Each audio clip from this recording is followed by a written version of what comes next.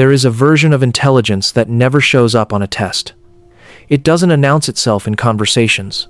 It doesn't come with obvious credentials, or a particular kind of confidence that makes rooms go quiet when you walk in.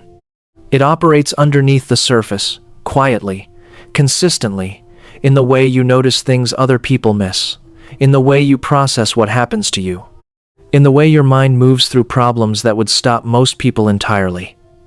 And because it doesn't look like what most people have been taught to recognize as intelligence, it goes unseen, sometimes even by you. This is not a video about flattery. Psychology is not in the business of telling people what they want to hear. What it is in the business of is precision.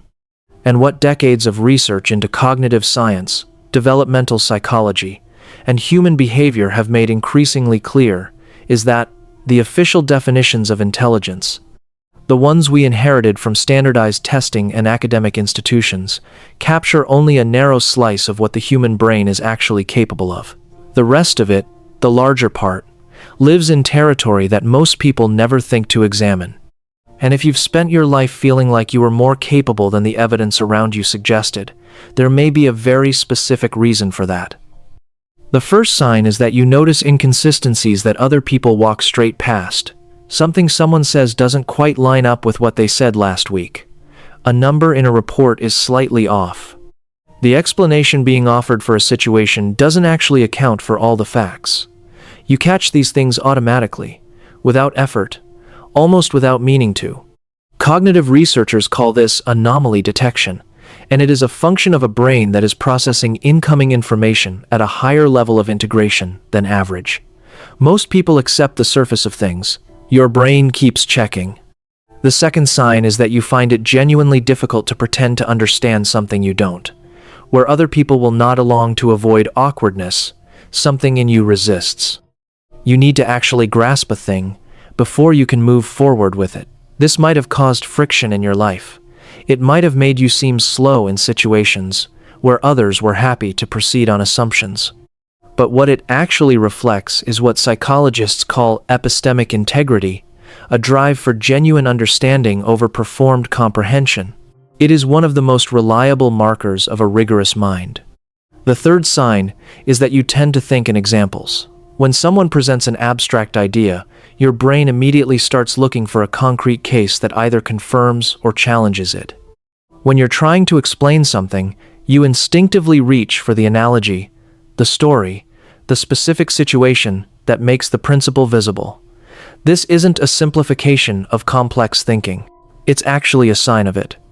The ability to move fluidly between the abstract and the concrete, to translate one into the other, is a cognitive skill that research consistently links to both high fluid intelligence and strong communication capacity.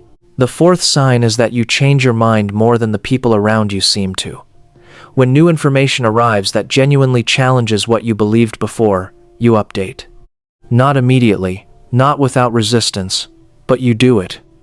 This might have been interpreted as inconsistency. People may have read it as a lack of conviction. What it actually demonstrates is something psychologists call belief updating, a hallmark of rational intelligence that is far less common than it should be. Most people protect their existing beliefs from contradiction. You let the contradiction do its work. The fifth sign is that you ask better follow-up questions than you give opening statements. You're not the person dominating the conversation with what you already know. You're the person whose questions subtly redirect the entire discussion towards something more interesting and more true. This is not passive. Research on conversational intelligence shows that the quality of a person's questions is one of the most accurate signals of how deeply they are actually thinking.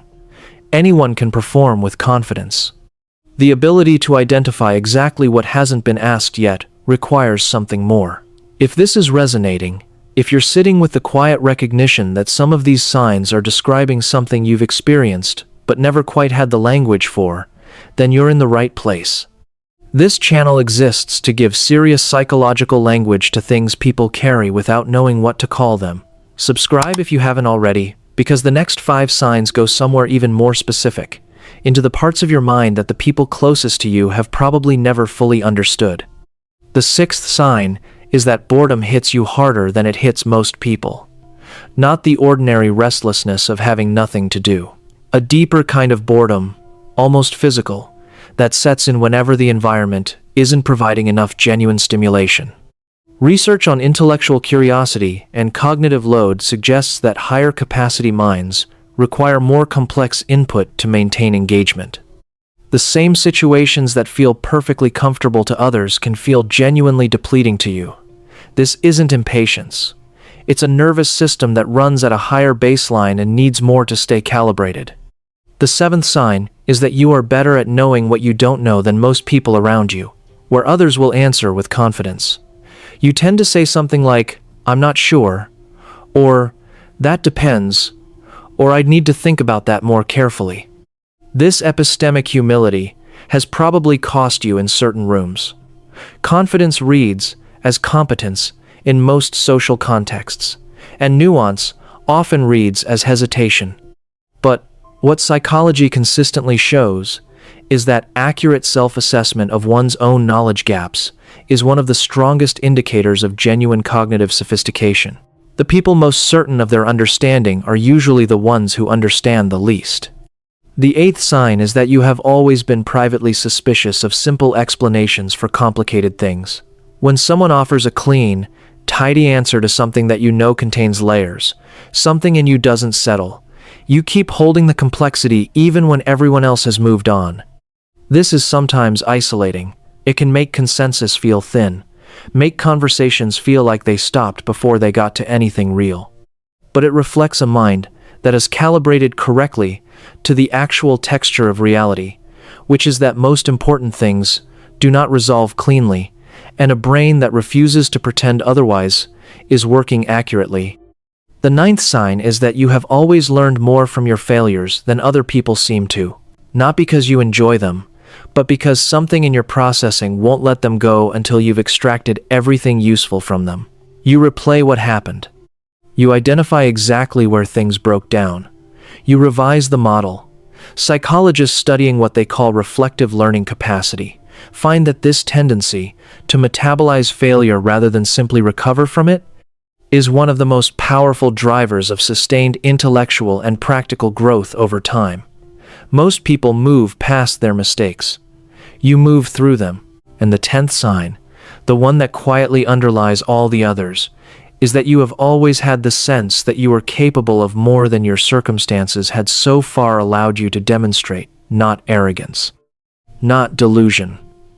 A quieter, more persistent feeling than either of those. The sense that something in you hasn't fully been called on yet, that the conditions haven't quite aligned for what you actually carry to become fully visible. Psychology has a name for what sits beneath that feeling. It's called latent potential, cognitive and creative capacity that exists independently of whether the environment has yet provided the conditions for it to surface. And the fact that you've felt it, consistently, over years, is not wishful thinking. It is information. Here is what the research ultimately asks us to sit with. Intelligence, real intelligence, the kind that changes how a person moves through the world and what they're able to build and understand and offer, is vastly more complex than what gets measured and rewarded in most conventional contexts. The signs we've covered today, the anomaly detection, the epistemic honesty, the reflective learning, the tolerance for complexity, these are not consolation prizes. They are the actual substance of what cognitive science considers a sophisticated mind. The reason nobody noticed is not because it wasn't there. It's because most people were not looking in the right place. But you were always looking. And that, in itself, tells you something important. Hit the like and subscribe button.